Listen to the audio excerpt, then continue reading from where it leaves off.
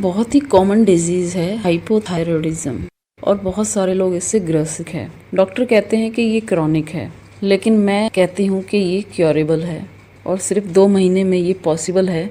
आपकी जो दवाई है, चाहे आप कितने भी साल से खा रहे हैं, वो आपकी छूट जाएगी और आपका जो थायराइड है वो क्योर हो जाएगा। उसके भी कुछ कारण हैं जो मैं आपको बताऊंगी। सबसे पहले तो मैं ये बता दूं कि हाइपोथायरॉयडिज्म अपने आप में एक बीमारी है ही नहीं, तो इसीलिए ये क्रॉनिक हो ही नहीं सकती है। ये एक डेफिशिएंसी की वजह से होता है। हाइपोथायरॉयडिज्म यानी कि आपके जो ग्लैंड्स हैं वो कम काम कर रहे हैं। इसका जो सबसे बड़ा कारण है वो है विटामिन डी की डेफिशिएंसी, क्योंकि जो थायराइड सप्रेस्ड होता है ये कुछ डेफिशिएंसीज की वजह से होता है, जिसमें सबसे बड़ा जो कारण हम मानते हैं हार्मोन इम्बैलेंस। और ये हार्मोन इम्बैलेंस कैसे होते हैं? ये डेफिशिएंसीज की वजह से होते हैं।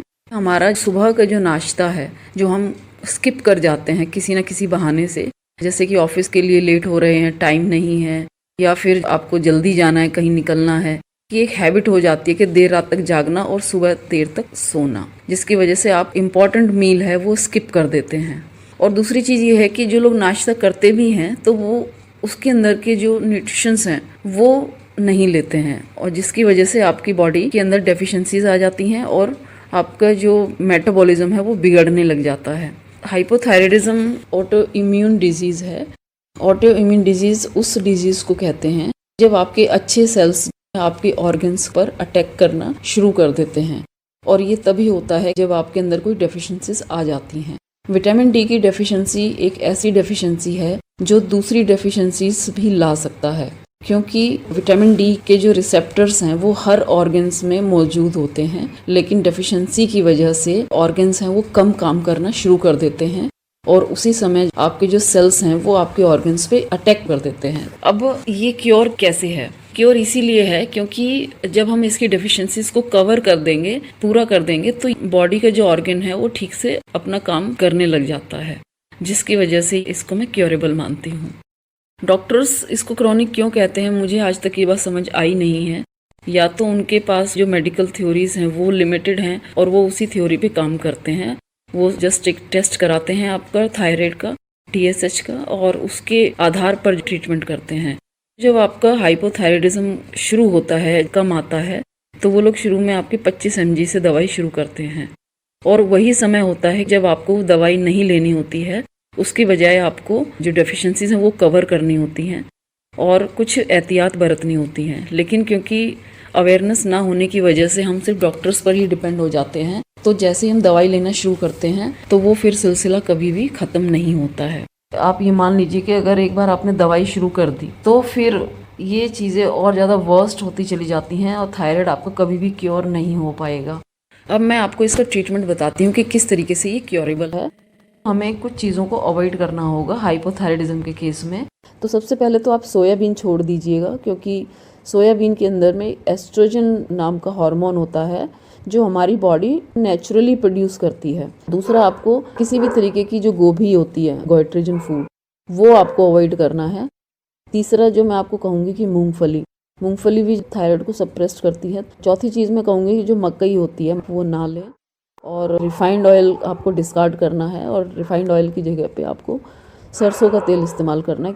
दोस्तों, हमें आयोडीन नमक की बहुत कम मात्रा चाहिए होती है। जो नमक हम खाते हैं वो बहुत हार्मफुल होता है, तो इसलिए उसको ऊपर से डाल के आप कभी मत खाइएगा, क्योंकि हमें इतने आयोडीन की ज़रूरत नहीं होती है, और आयोडीन की अधिकता से भी हमारा थायराइड सप्रेस्ड होता है, तो आपको नमक नहीं लेना है ऊपर से। ये चीज़ें हो गई सोयाबीन, मूंगफली, मकई और गोभी, रिफाइंड ऑयल, और इसमें 2 चीज़ और ऐड करूँगी कि नॉन स्टिक बर्तन इस्तेमाल नहीं करने हैं, और ना ही प्लास्टिक के कोई भी टिफ़िन वगैरह जो आजकल बहुत चल रहा है उसमें आपको खाना गर्म करके नहीं खाना है। तो ये चीज़ें हैं जो आपको थायराइड के ट्रीटमेंट के दौरान में नहीं खानी है। अब आती है कि क्या चीज़ आपको खानी है। तो दोस्तों, सबसे इम्पॉर्टेंट चीज़ है वो है विटामिन डी। विटामिन डी हमें वैसे तो धूप से मिलता है, लेकिन जो लोग इसकी कमी में आ चुके हैं तो उनको फास्ट रिकवरी के लिए सप्लीमेंट्स लेना पड़ेगा, और कोई उनके पास ऑप्शन है नहीं। सबसे पहले तो आप अपना विटामिन डी चेक करा लीजिएगा। अगर आप नहीं कराना चाहते हैं, क्योंकि इसका टेस्ट है वो बहुत महंगा है, इसकी किट जो है बहुत महंगी होती है, तो इसलिए बहुत सारे लोग अफोर्ड नहीं कर पाते हैं, तो अंदाजे से आप कुछ सिम्टम्स देख के, जैसे कि आपकी हड्डियों में दर्द होना, बल्कि थायराइड का होना ही विटामिन डी की कमी को दर्शाता है। तो डेफिनेटली जिन लोगों को थायराइड है उनको विटामिन डी की कमी होगी ही होगी।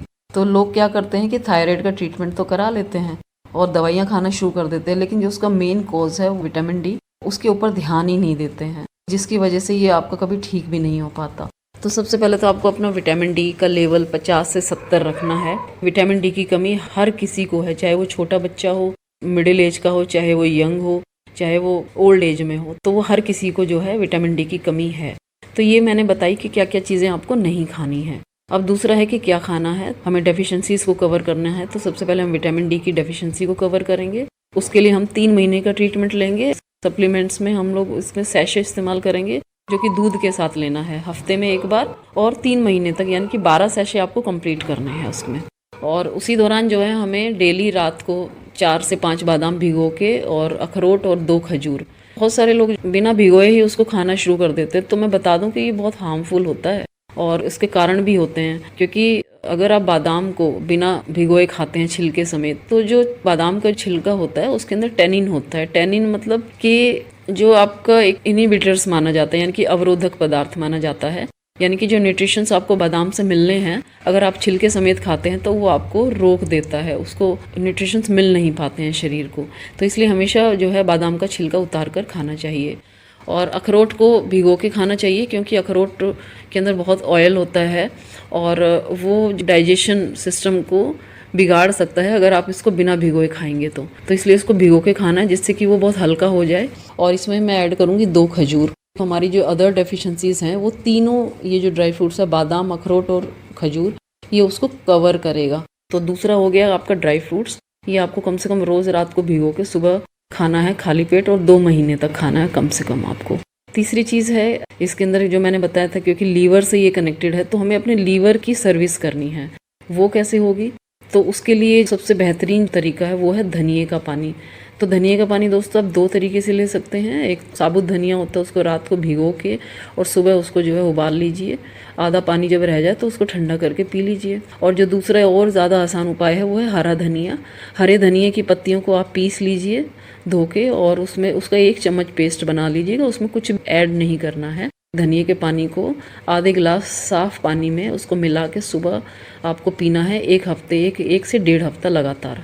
तो थायराइड बहुत जल्दी क्योर होगा इससे। ये तीनों चीज़ें आपको एक साथ करनी है। तो 1.5 हफ्ते तक आपको धनिए का पानी पीना है, 2 महीने आपको ड्राई फ्रूट्स खाने हैं, और 3 महीने का आपको विटामिन डी का कोर्स करना है। अब बात आती है उन लोगों की जो लोग दवाई ले रहे हैं और काफ़ी साल से ले रहे हैं। तो मैं ये कभी नहीं कहूँगी कि आप एकदम से जो है दवाई छोड़ दीजिए। उसका तरीका ये है कि जब आप ये सारी चीज़ें लेना शुरू करते हैं तो आप 1 हफ्ता दवाई लीजिए। अगर आप 50 mg की, मैं एग्जांपल बता देती हूँ, अगर आप 50 mg की दवाई ले रहे हैं तो आप वो दवाई खाते रहिए 1 हफ्ता लगातार। दूसरे हफ्ते में आप जो है उसको ऑल्टरनेट करके देखिए उसको, यानी कि 1 दिन छोड़ के 1 दिन लेना है। यहाँ पे बहुत सारे लोग डर जाते हैं कि अगर हमने दवाई नहीं ली तो कुछ नुकसान तो नहीं हो जाएगा, और वो बहुत ज़्यादा जो है मतलब इनसिक्योर हो जाते हैं, तो जिसकी वजह से वो दवाई छोड़ ही नहीं पाते, तो वो ट्रीटमेंट कभी उनका पूरा भी नहीं हो पाता है। डरने की ज़रूरत नहीं है, क्योंकि ज़्यादा से ज़्यादा क्या होगा कि अगर आप दवाई नहीं लेंगे तो आपको कुछ इंडिकेशंस मिलेंगी, तो आप दवाई का आपके पास ऑप्शन है। अगर आपको कुछ प्रॉब्लम्स लगेगी तो आप वापस अपनी दवाई पे आ सकते हैं, लेकिन जब तक आप उसको एक एक्सपेरिमेंटल मोड पे नहीं डालेंगे तब तक आप कैसे जानेंगे कि आपका थायराइड क्योर हो चुका है। तो मेरा ट्रीटमेंट ये है कि इन तीनों चीज़ों के साथ में आप जो है अपने थायराइड की दवाई को आप 1 हफ्ता कंटिन्यू करेंगे, और दूसरे हफ्ते में आप इसको ऑल्टरनेट कर देंगे, ठीक है। और तीसरे हफ्ते में आप इसको 2 दिन के बाद में लेंगे, यानी कि 2 दिन छोड़ के लेंगे। अगर आपको कोई इशू नहीं आता है तो, जहाँ तक मेरा ख्याल है कि नहीं आएगा, तो जब तीसरे हफ्ते में जब आप इसको ऑल्टरनेट करते हैं तो चौथे हफ्ते में आप इसको बिल्कुल बंद कर देंगे। और अपनी बॉडी को टाइम टू टाइम ऑब्जर्व करते रहिएगा कि कहीं आपकी बॉडी में कुछ इस तरीके का कोई दवाई ना लेने की वजह से कोई प्रॉब्लम्स तो नहीं आ रही हैं। तो जब आप चौथे हफ्ते में इसको बंद कर देते हैं तो 5वें हफ्ते में आप इसका एक बार टेस्ट ज़रूर करा लीजिएगा। लेकिन बाकी के जो ट्रीटमेंट है वो आपको चलते रहने हैं। ऐसा नहीं करना है कि अगर वो नॉर्मल आया है तो आप जो 3 चीज़ें मैंने बताई हैं, विटामिन डी, ड्राई फ्रूट्स और धनिए का पानी, जो कि सिर्फ 1.5 हफ्ता लेना है, तो ये चीज़ें आपको नहीं छोड़नी है, ठीक है। अब दूसरी समस्या ये आती है कि जो लोग थायराइड की दवाई बहुत लंबे समय से खा रहे हैं उनकी हड्डियों में भी दर्द होता है, और कुछ लोग इसको थायराइड की वजह से ही जोड़ कर देखते हैं, जबकि हड्डियों में दर्द आपका विटामिन डी की वजह से होता है। जब आप विटामिन डी लेना शुरू करेंगे तो दूसरे हफ्ते में ही आपको आराम आना शुरू हो जाता है। और अगर किसी को बहुत ज़्यादा प्रॉब्लम्स आ रही हैं हड्डियों से रिलेटेड, तो उसका सबसे बेहतरीन उपाय है कि आप चूना लीजिएगा, गेहूं के दाने के बराबर, खाने वाला जो पान वाले के पास मिलता है। और जिनको पथरी है उनको चूना नहीं लेना है, मैं स्पेशली ये आपको पॉइंट कर देती हूँ, क्योंकि जिनके बॉडी में ऑलरेडी एक स्टोन है वो उसको बढ़ा सकता है। लेकिन अगर किसी को स्टोन की इशू नहीं है तो वो चूना बेशक निडर होकर ले सकता है।